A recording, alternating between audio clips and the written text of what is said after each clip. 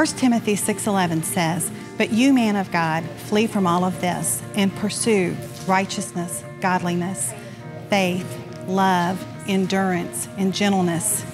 Fight the good fight of faith." This verse tells me that it is every believer's job to pursue and take personal ownership of the life that Christ has called us to live. My friend Stephanie is a personal trainer, and she knows a lot about helping me get into shape. But here's the thing, Stephanie cannot do the exercises for me. Only I can. And Stephanie can't get on the treadmill for me. Only I can. And Stephanie can't lift those weights for me. Only I can. It's the same with the pursuit of spiritual growth. We can't do it for you. I can't, Bob can't, and Stephanie can't. Only you can. And that's why we value this at Northeast, that every believer should pursue continuous life change and spiritual growth.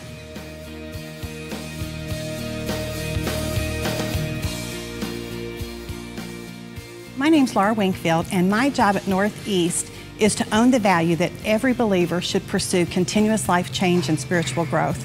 And you know, no one's more surprised about that than me, because growing up, I was kind of that wild child, that party girl.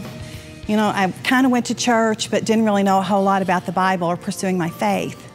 I met my husband, who grew up just like I did, so we continued on that kind of wild journey together.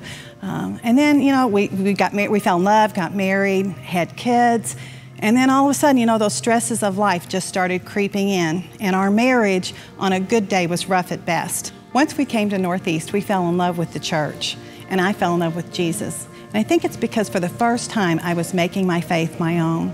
But you know, I got so excited that I started getting involved in all the church activities and everything going on, and although my schedule was changing, I'm not sure my heart was.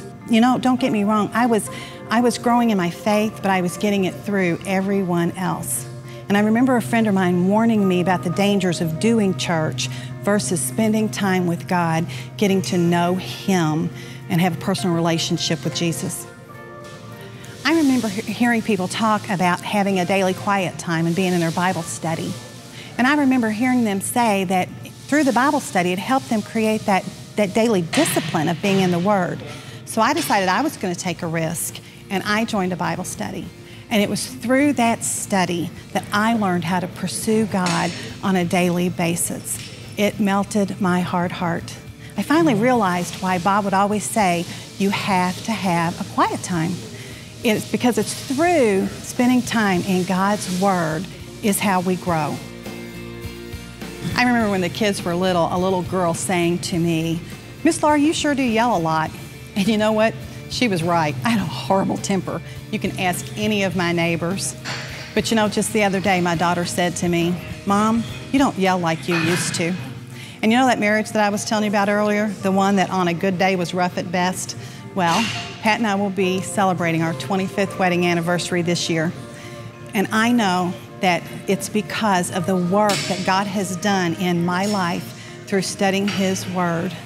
He has changed my heart, and I know He can change yours too.